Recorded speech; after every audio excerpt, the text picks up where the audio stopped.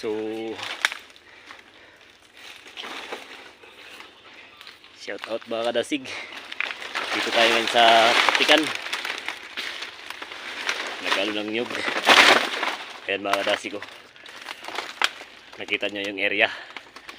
Basa na kami mga kadasig.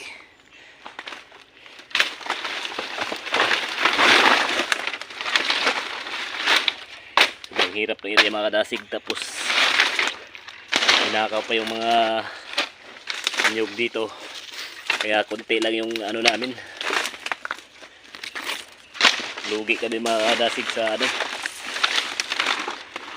pambayad sa taga-akyat. Sama natin yan si Kakugi mga kadasig ko. Ayan si kuya mga kadasig ko, taga-akyat.